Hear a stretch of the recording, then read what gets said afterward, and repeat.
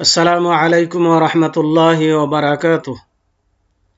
আলহামদুলিল্লাহি রাব্বিল আলামিন ওয়াসসালাতু ওয়াসসালামু আলা আশরাফিল আমবিয়াই ওয়াল মুরসালিন নবিয়িনা মুহাম্মদ ওয়া আলা আলিহি ওয়া আসহাবিহি আজমাইন। আম্মা বা'দ। সম্মানিত ছাত্র ভাইরা, আমি এখন ক্লাস 1 এর ফিকহের ক্লাস আরম্ভ করছি। বিষয় হচ্ছে ওযুর শর্তসমূহ, ওযুর পদ্ধতি ইত্যাদি। আসুন ওযুর শর্তসমূহ জেনে নিই। আমাদেরকে প্রথমে জানতে হবে কথা যে শর্ত কাকে বলে। শর্ত হলো প্রত্যেক জিনিসের ওই জিনিস যে জিনিসটি না হলে ওই কাজটি শুদ্ধ হবে না, ঠিক হবে না। কোনো কাজের জন্য শর্ত হচ্ছে তার বাইরের জিনিস, যে কাজটি সম্পূর্ণ না করলে, যে কাজের জন্য তাকে শর্ত করা হয়েছে সে কাজটি পূর্ণ হবে না। যেমন ওযুর জন্য শর্ত হচ্ছে পবিত্রতা অর্জনের নিয়াত করা। তার মানে কোনো ব্যক্তি যখন ওযু করবে, তার ওযু সঠিক হওয়ার জন্য শর্ত হচ্ছে তাকে নিয়াত করতে হবে। মানে ওযু করছে যে এই নিয়াত তাকে করতে হবে।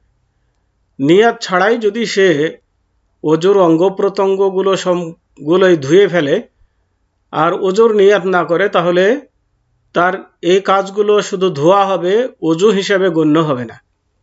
তো এই জন্য সতর্ক থাকতে হবে। প্রথমে ওযু করার নিয়াত করবে, আর নিয়াতটি হবে মনে মনে, যে আমি এখন ওযু করছি, এরকম একটা মনে সংকল্প থাকাটাই হচ্ছে নিয়াত। তার মানে ওযুর সংকল্প করে পানি ওযুর জন্য ব্যবহার করবে, ওযুর অঙ্গ প্রত্যঙ্গগুলো সিরিয়ালভাবে ধৌত করবে। 2 নম্বর শর্ত হচ্ছে পানি পবিত্র পানি ব্যবহার করা।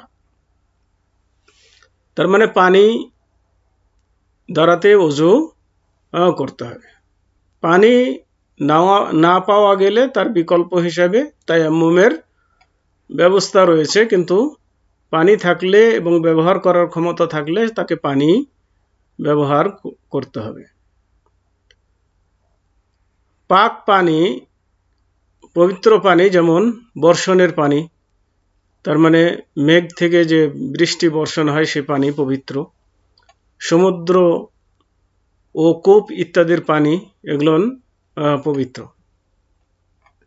আর নাপাক পানি, যেমন নাপাক বস্তু মিশ্রিত পানি, মানে যে পানির মধ্যে নাপাকি পড়েছে এমন পানি। যে নাপাকি পড়ার কারণে পানির স্বাদ, রং বা ঘ্রাণ পরিবর্তন হয়ে যায়। মানে যদি অল্প পানি হয় তাহলে নাপাকি পড়ার দ্বারাতে পানি নাপাক হয়ে যাবে। কিন্তু পানি যদি অধিক হয়, জিয়াদা হয়, মানে 2 কুল্লার পরিমাণ হয়,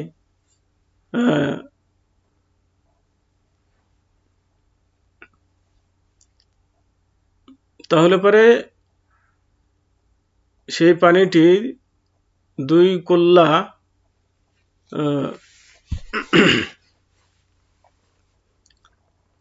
পরিমাণ যদি পানি হয়, তাহলে এই পানিতে নাপাকি যদি পড়ে তাহলে পানি অপবিত্র হবে না যতক্ষণ পর্যন্ত তার ঘ্রাণ, স্বাদ, রং পরিবর্তন না হবে। আর এর চেয়ে যদি কম পানি হয় তাহলে অপবিত্রতা পড়ার কারণে সে পানি নাপাক বলে গণ্য হবে। তো এখান থেকে আমাদেরকে বুঝে নিতে হবে কোন পানিটি পাক, কোন পানিটি নাপাক। তো পাক পানি দ্বারাতে ওযু করবে। 3, ওযু করার সময় চর্ম ঢেকে থাকে এমন ভিতরের অঙ্গে পানি পৌঁছতে বাধা সৃষ্টি করে এমন সব এমন সব জিনিস যেমন ঘন রং যা দেয়াল ইত্যাদিতে লাগানো হয়, অথবা ঘড়ির টাইট বা সংকীর্ণ চেন, যে ঘড়ি হয়তো চেন লাগানো আছে বা ফিতে বাঁধা আছে যার মধ্যে পানি প্রবেশ করে না ইত্যাদি, বা নেল পালিশ যার ভিতরে পানি ঢোকে না। তো এই ধরনের জিনিস থাকলে ওযু হবে না। তো এগুলো দূর করা ওযুর জন্য শর্ত। ওযুর পদ্ধতি, কিভাবে ওযু করবেন। তো ওযুর মধ্যে কিছু ফরজ আছে, কিছু সুন্নাত জিনিস আছে। ফরজ সুন্নাত মিলিয়েই ওযু করাটা হচ্ছে উত্তম, তবে ফরজগুলো যেন বাদ না পড়ে, বাদ পড়লে ওযু হবে না।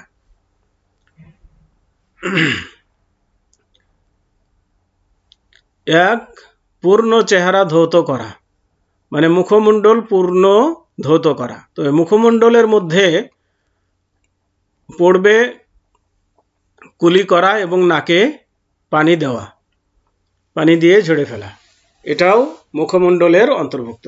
তাহলে মুখমণ্ডল ধোয়ার মধ্যে কুলিও করবে এবং নাকে পানি পৌঁছাবে, তাহলে পরে ওযু ঠিক হবে।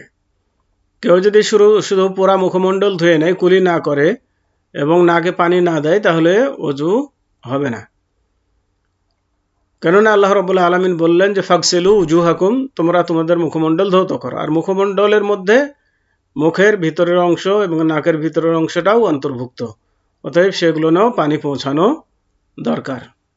হাত দয় কনুই পর্যন্ত ধোয়া, মানে হাত, দুই হাত কনুই পর্যন্ত ধোয়া হচ্ছে, এটা হচ্ছে ফরজ ওযুর মধ্যে।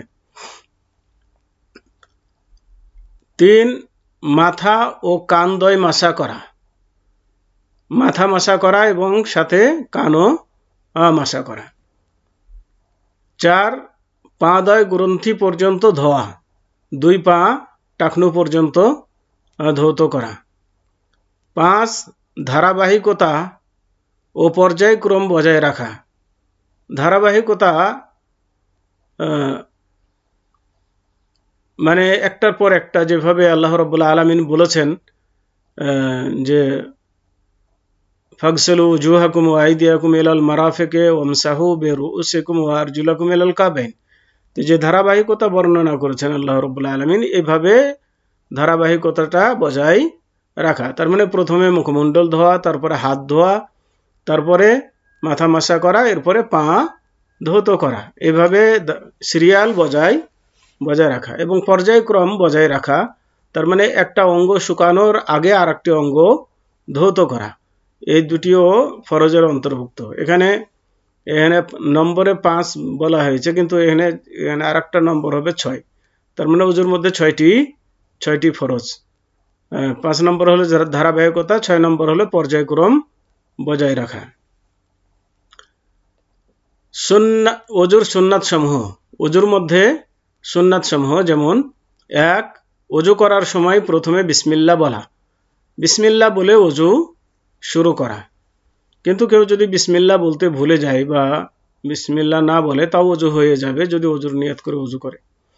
হাত দয় 3 বার ধৌত করা ও আঙ্গুল খেলাল করা, দুই হাত 3 বার ধৌত করা, এটা হচ্ছে সুন্নাত, এবং আঙ্গুল খেলাল করা। কিন্তু কেউ যদি ঘুম থেকে ওঠার পরে ওযু করে, তাহলে 3 বার হাত ধোয়াটা হচ্ছে ওয়াজিব, 3 বার হাত ধোয়া ওয়াজিব।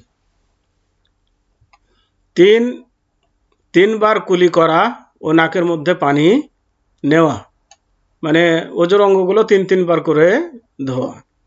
3 বার মুখমণ্ডল ধোয়া। এরপরে 5, দাড়ি খেলাল করা। 6, প্রথমে কনুই পর্যন্ত 3 বার ডান হাত ধোয়া, অতঃপর বাম হাত ধোয়া। 7, মাথার মাসা সামনের দিক থেকে আরম্ভ করে শেষ পর্যন্ত নিয়ে গিয়ে আবার সামনের দিকে নিয়ে এসে ছেড়ে দিবে, এটা হচ্ছে সুন্নাত। প্রথমে মাথার প্রথম অংশ থেকে শুরু করবে, হাত মাথার উপর দিয়ে একদম শেষ পর্যন্ত ঘাড় পর্যন্ত নিয়ে যাবে হাতকে। এরপরে যেখানে চুল শেষ হয়েছে ওখান থেকে আবার ফিরিয়ে নিয়ে এসে কপালে হাত নিয়ে এসে ছাড়বে। এভাবে মাসা করা।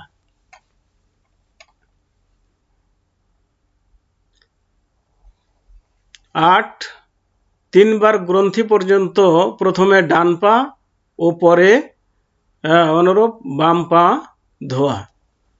তার মানে টাকনু পর্যন্ত 3 বার পা ধোয়া। এখানে খেয়াল করবেন যে 3 বার করে বলা হচ্ছে। তার মানে একবার ধোয়া পা, যে ওজুর অঙ্গ যেগুলো ফরজ, এগুলো একবার করে ধোয়া ফরজ, কিন্তু 2 বার 3 বার এগুলো ধোয়া হচ্ছে কি সুন্নাত। মানে একের অধিক বার ধোয়াটা হচ্ছে সুন্নাত, সুন্নাতের অন্তর্ভুক্ত। 9, আভ্যন্তরীণ পবিত্রতা ও অনুভূতি সংক্রান্ত পবিত্রতা একত্রিত করার জন্য ওজুর পরে নিম্নের দোয়াটি পাঠ করা। তার মানে আভ্যন্তরীণ পবিত্রতা মানে ভিতরের পবিত্রতা, ও অনুভূতি সংক্রান্ত পবিত্রতা মানে বাহ্যিক পবিত্রতার দুইটির সমন্বয় করার জন্য ওজুর শেষে এই দোয়াটি পাঠ করা। এই দোয়াটি পাঠ করাটাও হচ্ছে সুন্নাত। কেউ যদি দোয়া না পাঠ করে ওজুর শেষে, ওজু হয়ে যাবে, কিন্তু পাঠ করাটা সুন্নাত এবং তার ফজিলত রয়েছে। দোয়াটি হচ্ছে এই, আশহাদু আল্লা ইলাহা ইল্লাল্লাহু ওয়াহদাহু লা শারীকা লাহু ওয়া আশহাদু আন্না মুহাম্মাদান আবদুহু ওয়া রাসূলুহু। সহিহ মুসলিম শরীফের হাদিস 17/234 নম্বর।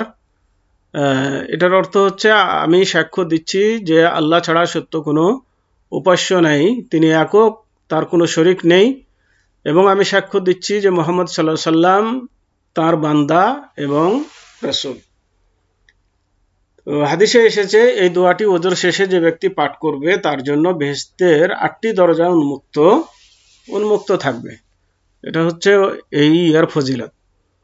তো এরপরে আরেকটি দোয়াও আছে, আল্লাহুম্মা জাআলনি মিনাত তাওয়াবিনা ওয়া জাআলনি মিনাল মুতাতাহহিরিন। এটিও এরপরে পড়বে।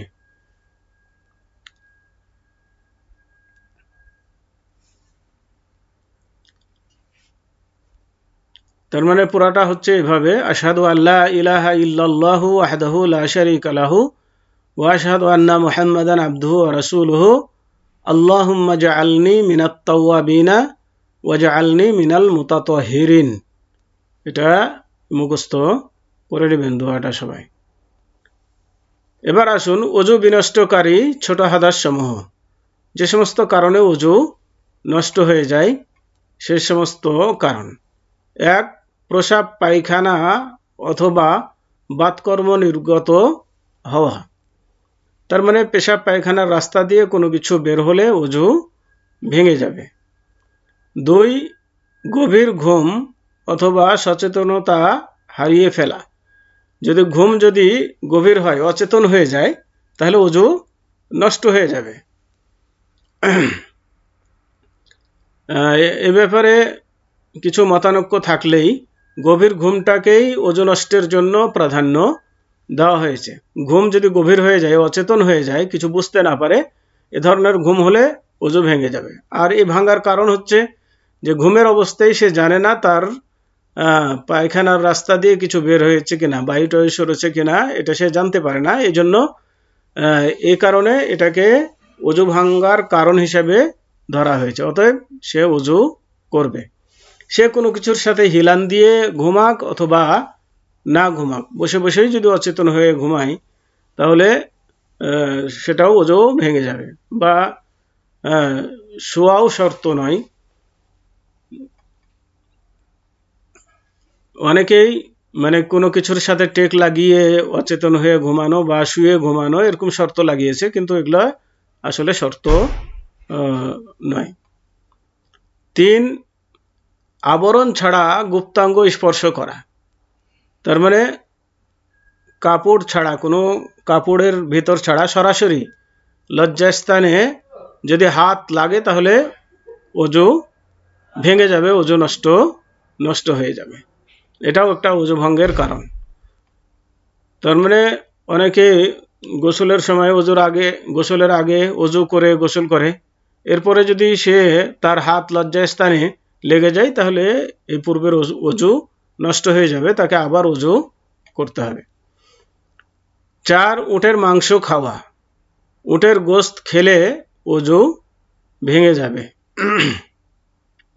এখানে উটের গোশত বলা হয়েছে, কিন্তু উটের দুধ যদি কেউ খায় তাহলে অজু ভাঙবে না, কারণ দুধের কথা হাদিসে উল্লেখ নেই।